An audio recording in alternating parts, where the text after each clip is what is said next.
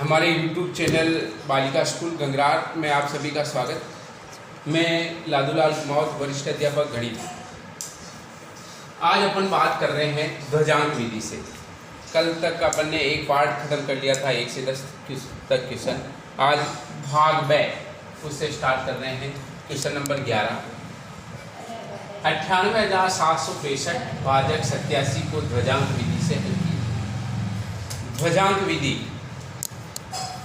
अब ध्वजांक विधि से कैसे हल करते हैं, इसमें अपन सर्वप्रथम 3 खंड बना देंगे। प्रथम खंड, मध्य खंड और तृतीय, 3 खंड बना दिए। अब जो भाजक है इसको अपन इस प्रकार लिखते हैं, ये वाला अंक तो हो गया ध्वजांक और ये वाला अंक हो गया मुख्यांक।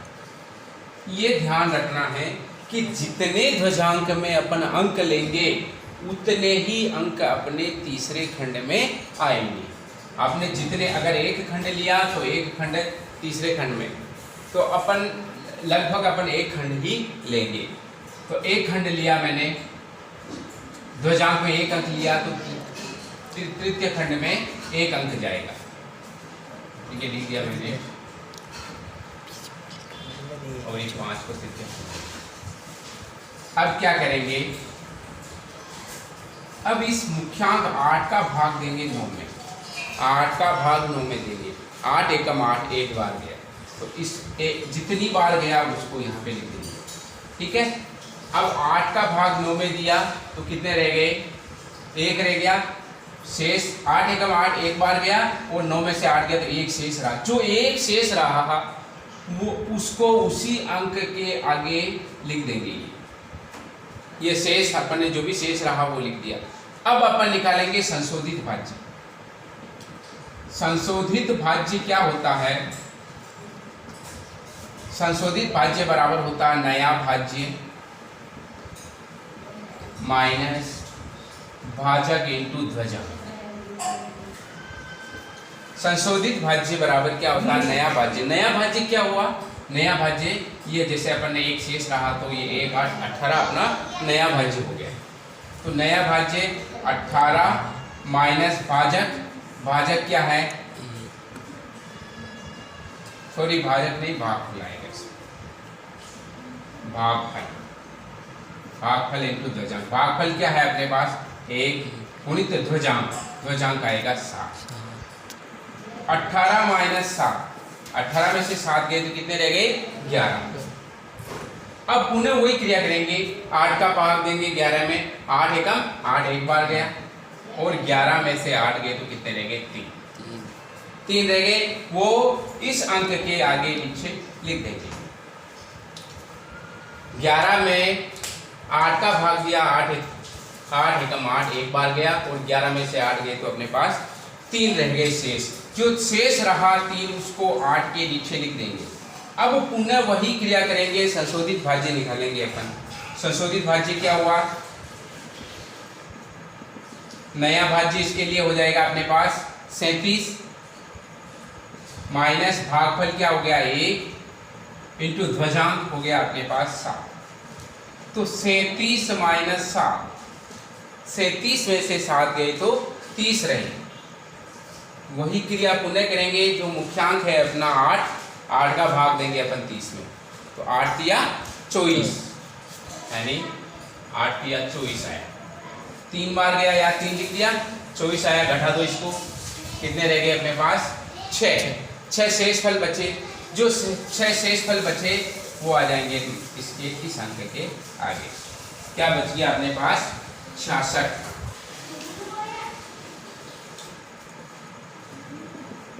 ये वापस थर्ड स्टेप में वही संशोधित भाज्य निकालेंगे। 66 माइनस 3 गुणित 7, तो 66 माइनस 7 या 21, कितने हो गए, 6 में से 1 गए तो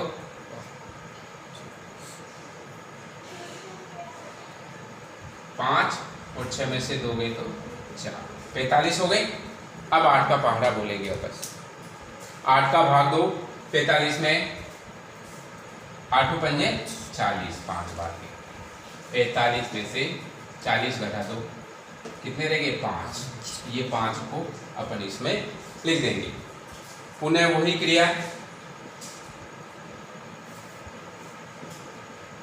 संशोधित भाज्य कितना हो गया, नया भाज्य 55 माइनस भागफल 5 गुणित ध्वजांक 7, तो 55 माइनस 35, तो ये हो गया अपने पास 20। ये 20 क्या बच गए अपने पास, शेष में बच गए। तो इसको लिख देंगे भागफल बराबर 1135 और शेष फल बराबर 20। नंबर 12वां है, सिद्ध कीजिए कि 5 माइनस √3 एक अपरिमेय संख्या है।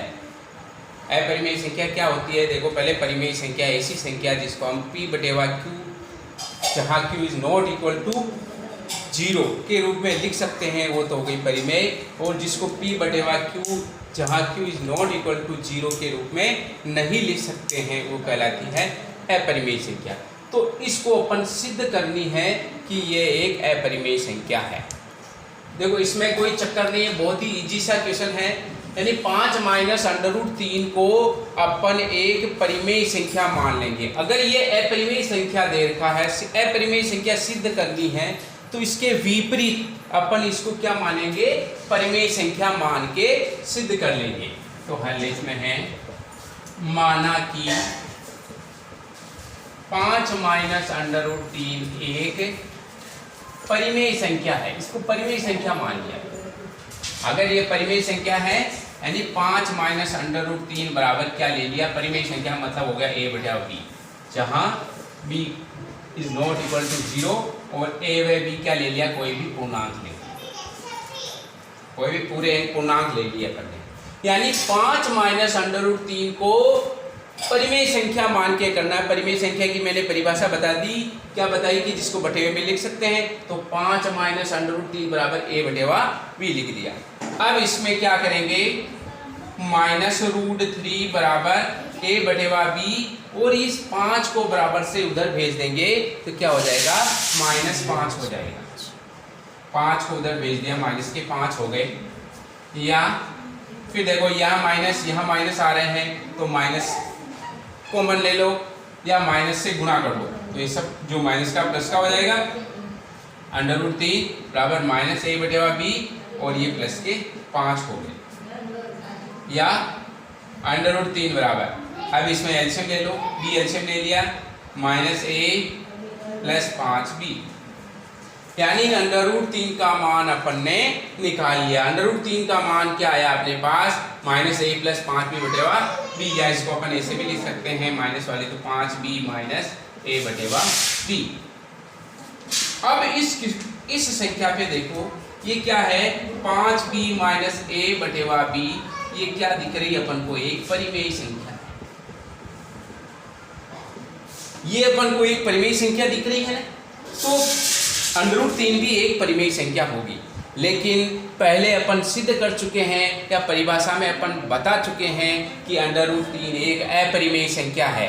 यानी जो अपन ने सिद्ध किया है वो इसका विरोधाभास प्राप्त हो रहा है। यानी 5b माइनस a/b परिमेय संख्या है, तो √3 भी परिमेय संख्या होगी, क्योंकि ये इसके बराबर है, संख्या होगी, जो कि विरोधाभास है। यानी अपन ने जो पहले माना उसका विरोधाभास है, विरोधाभास है। यानी जो अपन ने पहले माना वो गलत मान लिया है, तो क्या होगा, परिमेय संख्या नहीं होगी, क्या हो जाएगी, अपरिमेय संख्या। अतः क्योंकि √3 क्या है, क्योंकि √3 एक अपरिमेय संख्या है, ये एक अपरिमेय संख्या है, तो ये भी अपरिमेय संख्या होगी। तो यानी 5 माइनस √3 एक अपरिमेय संख्या होगी, ये संख्या होगी। वापस समझ लो, क्योंकि बार बार बहुत थोड़ा सा कॉन्सेप्ट क्लियर नहीं होने के कारण बार बार गलत कर देते हैं इसको। क्योंकि 5 माइनस √3 को अपन को अपरिमेय सिद्ध करना है तो इसके लिए इसके विपरीत मान लो, इसको परिमेय संख्या मान लिया, यानी 5 माइनस √3 को a/b मान लिया और इसमें अपन ने √3 का मान निकाल लिया। √3 का मान आ गया अपने पास 5b माइनस a/b। हम जानते हैं √3 क्या है, अपरिमेय संख्या है, लेकिन ये 5b माइनस a/b ये भी अपरिमेय संख्या होनी चाहिए, लेकिन ये क्या आ रही, परिमेय संख्या आ रही है। क्योंकि a और b पूर्णांक है तो ये परिमेय संख्या हो गई, तो ये भी परिमेय संख्या होगी, जो कि विरोधाभास प्राप्त हो रहा है। तो अतः अपन ने जो भी माना है वो गलत माना है। तो क्या होगा, ये 5 माइनस √3 एक अपरिमेय संख्या होगी। क्वेश्चन नंबर 13, एक शंकु के आधार का व्यास 12 मीटर और तिर्यक ऊंचाई 10 मीटर है, तो शंकु का संपूर्ण पृष्ठीय क्षेत्रफल ज्ञात कीजिए। ये है शंकु है, ये तो कहलाता है इसका आधार। आधार क्या है, वृत्ताकार है। इसमें क्वेश्चन को कभी परिधि से भी घुमा सकते हैं कि शंकु की परिधि, आधार की परिधि देकर उससे अपन r निकाल लेंगे। और ये होता है इसकी L यानी तिर्यक ऊंचाई, और ये इसकी सीधी वास्तविक ऊंचाई। एक शंकु के आधार का व्यास 12 मीटर और तिर्यक ऊंचाई 10 मीटर है, तो शंकु का संपूर्ण पृष्ठीय क्षेत्रफल ज्ञात कीजिए। तो आधार का व्यास यानी व्यास देगा अपन को 12 मीटर, तो त्रिज्या क्या होगी, व्यास की आधी होती है 12/2 बराबर 6 मीटर होगी, और तिर्यक ऊंचाई दे रखी है यानी L बराबर 10 मीटर। तो शंकु का संपूर्ण पृष्ठीय क्षेत्रफल, शंकु का संपूर्ण पृष्ठीय क्षेत्रफल। इससे पहले अपन सारे 2 मिनट में हम सारे क्षेत्रफल के बारे में रिवाइज कर लेते हैं। सबसे पहले आता है घन का संपूर्ण पृष्ठीय क्षेत्रफल होता है 6 गुणित भुजा स्क्वायर, और घन का आयतन होता है भुजा क्यूब। इसी प्रकार घनाभ का संपूर्ण पृष्ठीय क्षेत्रफल होता है 2 गुणित लंबाई इंटू चौड़ाई प्लस चौड़ाई गुणित ऊंचाई प्लस ऊंचाई गुणित लंबाई, और घनाभ का आयतन होता है लंबाई इंटू चौड़ाई इंटू ऊंचाई। फिर आता है बेलन का वक्र पृष्ठ का क्षेत्रफल, जो बाहर का वक्र पृष्ठ है उसका क्षेत्रफल होता है 2πRh, और संपूर्ण पृष्ठ का क्षेत्रफल यानी ऊपर वाला वृत्ताकार भाग, दोनों वृत्ताकार भाग सम्मिलित हो जाते हैं, तो 2πR कोष्टक R प्लस H। इसी प्रकार फिर आता है शंकु का वक्र पृष्ठ का क्षेत्रफल होता है πRL, और संपूर्ण पृष्ठ का पूछे तो ये वृत्त का भाग भी सम्मिलित कर लेंगे, तो πR कोष्टक R प्लस L। इसका संपूर्ण पृष्ठ का क्षेत्रफल होगा πR कोष्टक R प्लस L। पाई का मान अगर इसमें कुछ नहीं दे रखा है तो अपन को 22/7 लेना है, लेकिन अगर बहुत से प्रश्नों में पाई का मान दे रखा होगा 3.14, तब ये परिस्थिति दे रखी तब ये मान लेना है, बाकी अपन को 22/7 ही लेना है। तो शंकु का संपूर्ण पृष्ठीय क्षेत्रफल पाई की जगह 22/7, R कितना है अपने पास 6, R यानी 6 प्लस L हो गई 10, तो ये हो गया मैंने 22/7 गुणित 6 गुणित 10, 6 कितने हो गए 16, और इनको हल कर लेंगे कितने आ जाएंगे अपने 16 96 को 22 से गुणा कर लो, 6 दूनी 12 का 2 80 का 1 9 दूनी 18 ने 19,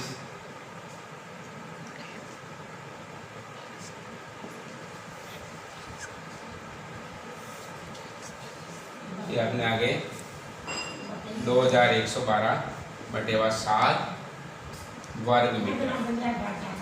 ये अपने इसका संपूर्ण पृष्ठीय शंकु का संपूर्ण पृष्ठीय क्षेत्रफल आ जाएगा, या 7 का भाग देके भी आगे वाले आंसर निकाल सकते हैं। चलो आगे क्वेश्चन नंबर 14, एक वृत्त की परिधि एक वर्ग के परिमाप के बराबर है यदि वर्ग का क्षेत्रफल 484 वर्ग मीटर है, तो वृत्त का क्षेत्रफल ज्ञात कीजिए। इस क्वेश्चन को अपन यहां से पकड़ेंगे, वर्ग का क्षेत्रफल जो दे रखा है वहीं से प्रारंभ करेंगे। वर्ग का क्षेत्रफल लिखेंगे वर्ग का क्षेत्रफल बराबर 484 मीटर स्क्वायर। अब वर्ग का क्षेत्रफल होता है भुजा स्क्वायर, ठीक है। तो भुजा बराबर क्या हो जाएगी, भुजा बराबर √484 और 484 का वर्गमूल होता है 22। 22 को 22 से गुणा करके देख लो, 484 यानी 22 मीटर क्या हो गई, वर्ग की भुजा हो गई। अब किसी को देखो, एक वृत्त की परिधि एक वर्ग के परिमाप के बराबर है, तो अपन ने वर्ग की भुजा निकाल ली, तो वर्ग का परिमाप निकाल लेंगे, और जो वर्ग का परिमाप होगा वही क्या होगा, वृत्त की परिधि होगी। यानी वर्ग का परिमाप बराबर, वर्ग का परिमाप क्या होता है, 4 गुणित भुजा। वर्ग का परिमाप बराबर होगा 4 गुणित भुजा। तो 4 गुणित भुजा कितनी है, 22, तो ये अपने हो गए 88 मीटर। एक चीज अपन ने ज्ञात कर ली, वर्ग का परिमाप। अब क्वेश्चन कह रहा है अपन का कि एक वर्ग की परिधि एक वर्ग के परिमाप के बराबर है, यानी तो वृत्त की परिधि भी क्या होगी, एक वृत्त की परिधि, यानी वृत्त की परिधि किसके बराबर होगी, 88 मीटर के बराबर हो गया। अब वृत्त की परिधि इसके बराबर हो गई, तो अपन जानते हैं वृत्त की परिधि का सूत्र क्या होता है, 2πr, यानी 2πr बराबर 88। r निकाल लो इससे, r बराबर 88, ये 2π इधर गुणा हो रहा है, उधर भेजेंगे तो बटेवे में चला जाएगा, बटेवा 2π, तो बराबर 88 बटेवा 2π का मतलब हो गया 22/7 ऊपर आ जाएंगे, काट दो इसको, 22 दूनी 44 से कट गया 2 बार, 7 दूनी 14 मीटर। यानी अपन को वृत्त की परिधि से अपन ने त्रिज्या निकाल ली, 14 मीटर आ गई। अब वृत्त की त्रिज्या 14 मीटर आ गई, तो अपन क्या निकालेंगे, वृत्त का क्षेत्रफल निकाल लेंगे, और वृत्त का क्षेत्रफल क्या होता है, πr²। ये वृत्त का क्षेत्रफल, वृत्त का क्षेत्रफल बराबर होता है πr²। पाई हो गया 22/7, r कितना हो गया 14 गुणित 14, इसको काट लो, 7 दूनी 14, 14 दूनी 28, 28 को 22 से गुणा कर लो,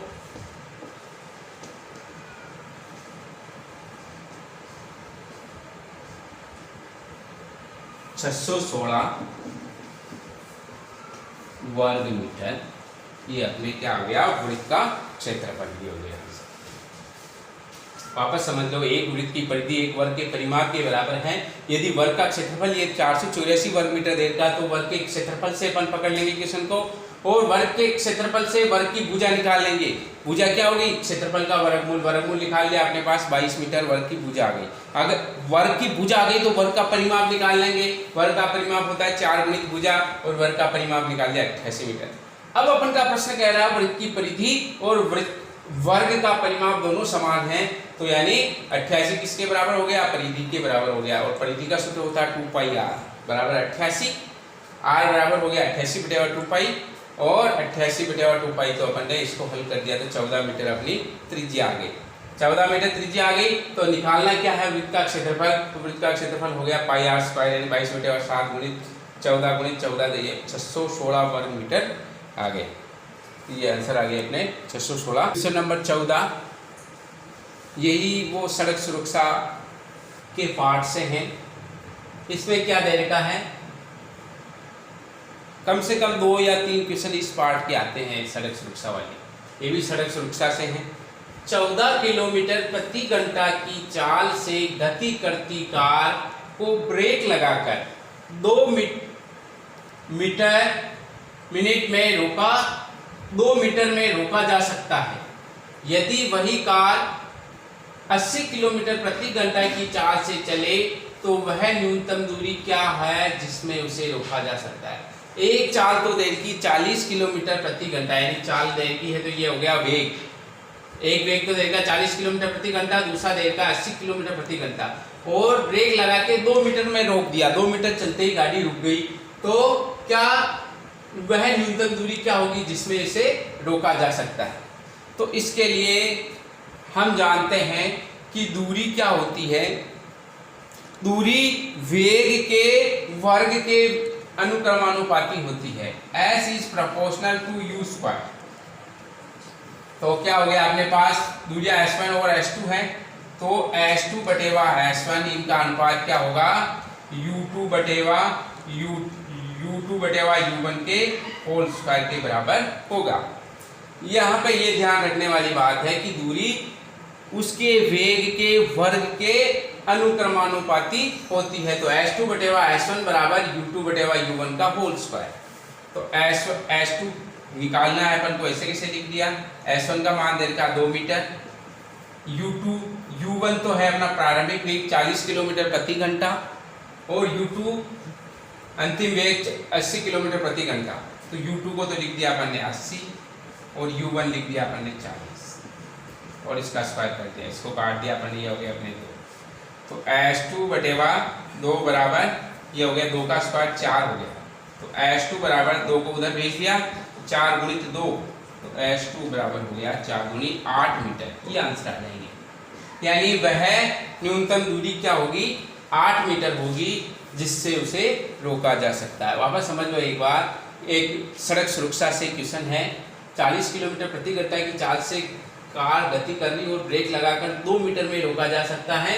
तो यदि वही कार 80 किलोमीटर प्रति घंटा की चाल से चल रही है तो वह न्यूनतम दूरी क्या होगी जिसमें इसे रोका जा सके, यानी तो u1 तो देर का 40 किलोमीटर प्रति घंटा और u2 देर का 80 किलोमीटर प्रति घंटा। तो सूत्र याद रखना अपन को s2 अपॉन s1 बराबर u2 बटेवा u1 का होल स्क्वायर, यानी दूरी उसके वेग के वर्ग के अनुक्रमानुपाती होती है, उसी से ये सूत्र निकल के आया।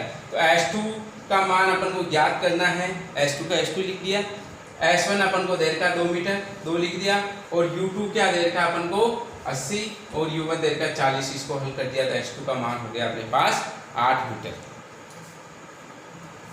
क्वेश्चन नंबर 16 की बात करते हैं। खंड भाग स में पार्ट स में 3 नंबर के क्वेश्चन आते हैं। बहुपद f(x) बराबर दे रखा है 3x की घात 4 प्लस 6x की घात 3 minus 2x square minus 10x minus 5 के सभी शून्यक ज्ञात कीजिए यदि इसके 2 शून्यक दे रखे, 2 शून्यक अपन को दे रखे हैं और बाकी के सभी शून्यक ज्ञात करने हैं। लेकिन शून्यक कितने होते हैं, इसकी अधिकतम घात देख लो 4, तो इसके शून्यक भी क्या होंगे अपने पास 4 शून्यक होंगे। 2 शून्यक दे रखे हैं तो इन 2 शून्यकों से अपन इनका गुणनखंड निकाल लेंगे। जैसे शून्यक क्या होता है, शून्यक का मतलब उस बहुपद में ये मान रखें तो उस बहुपद का मान शून्य आ जाता है, तो जो मान रख रहे हैं वो शून्यक होता है। तो एक तो हो गया अपने पास x प्लस √5/3 और दूसरा शून्यक आ गया x माइनस √5/3। तो इनको गुणा कर दिया अपन ने, तो क्या हो गया x स्क्वायर माइनस 5/3 आ गया। एक बार प्लस में और एक बार माइनस में है, यानी a plus B into A minus B क्या होता है a square minus B square. तो a स्क्वायर का मतलब हो गया x स्क्वायर और माइनस बी स्क्वायर का मतलब हो गया √5/3 का होल स्क्वायर किया तो क्या हो गया 5/3। इसको 3 एलसीएम ले लो तो ये हो गए तुम्हारे 3x स्क्वायर माइनस 5, यानी एक गुणनखंड अपने पास ये प्राप्त हो गया। तो अगर इसका भाग अपन इसमें दे देंगे तो उसके दूसरे गुणनखंड भी आ जाएंगे, यानी इस 3x स्क्वायर माइनस 5 इसका भाग देना पड़ेगा, ये तो नीचे रह जाएगा, इसका भाग इस व्यंजक का भाग देना पड़ेगा, यानी 3x स्क्वायर माइनस 5 का भाग देने पर ये 2 भाग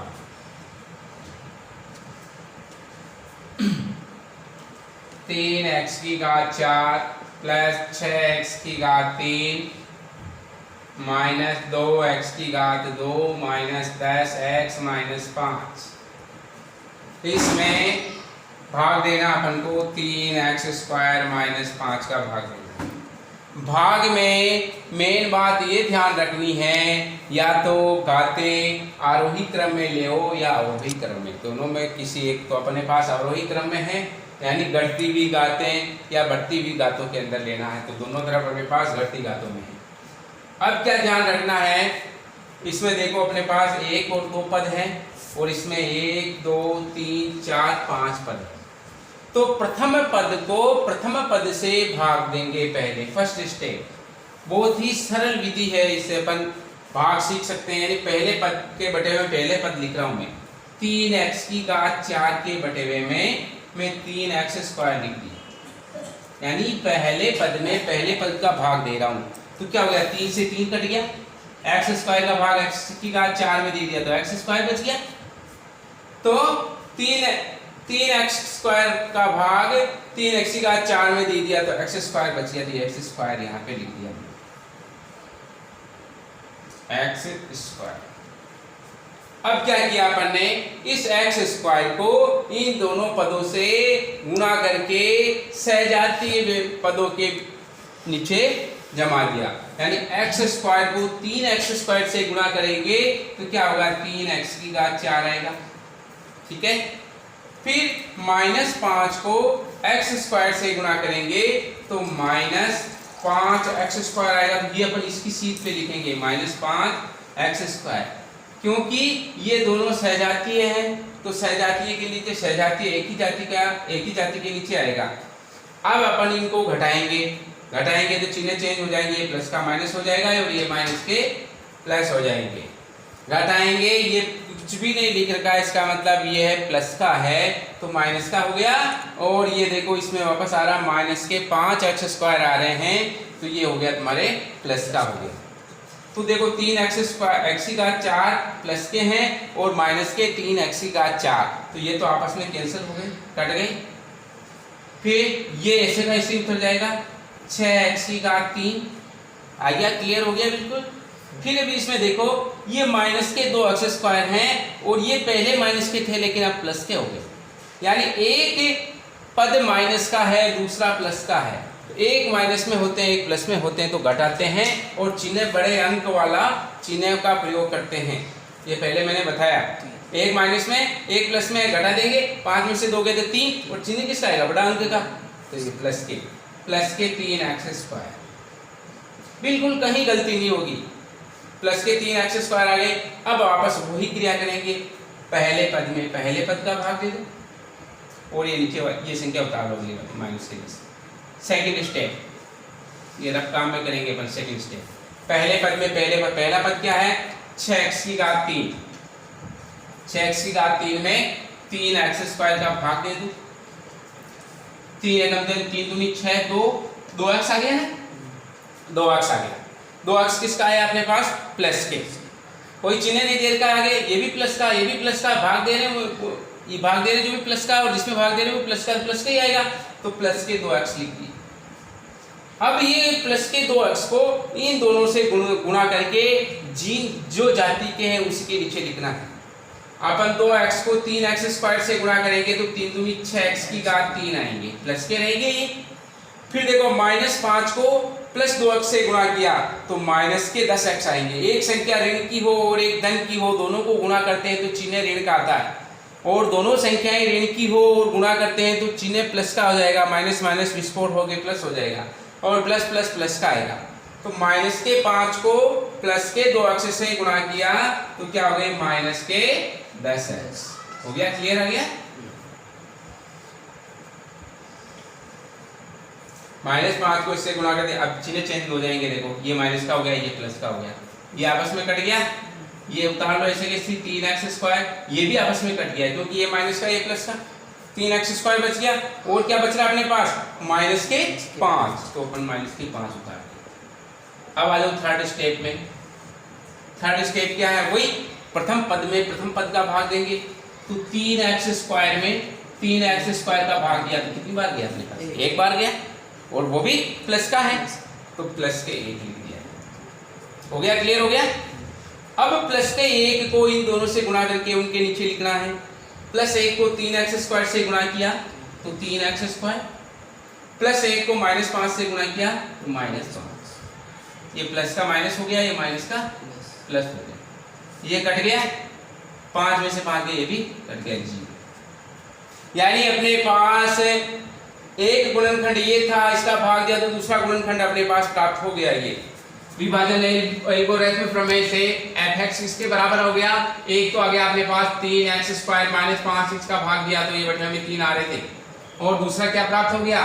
x² प्लस 2x प्लस 1, यानी भाज्य बराबर भाजक इंटू भागफल। अब इसका तो अपन को शून्य पता है, इसका याद करना है, तो शून्य के याद करने के लिए क्या होगा? x² प्लस 2x प्लस 1 को 0 के बराबर रख देंगे। शून्य के ज्ञात करने के लिए बहुपद को 0 के बराबर रख देंगे, रख दिया अपन ने। अब देखो ये a प्लस बी के होल स्क्वायर से इसको खोल सकते हैं, यानी पहली संख्या का स्क्वायर प्लस 2 इंटू पहली संख्या दूसरी संख्या प्लस तीसरी संख्या का स्क्वायर बराबर 0। पहली संख्या x, a, x और a, ये a प्लस बी का फॉर्मूला हो गया।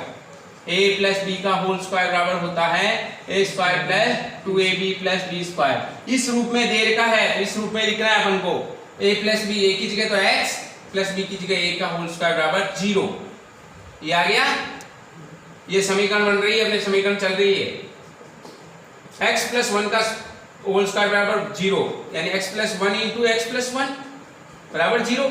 इसका मतलब क्या होगा? ये तो यह संख्या 0 के बराबर, या ये दूसरी वाली दूसरा गुणनखंड 0 के बराबर, तो या तो x प्लस 1 बराबर 0 तो x का मान -1 आ गया, या फिर x प्लस 1 बराबर 0 तो x बराबर -1 आ गए। तो दोनों शून्य के क्या होंगे?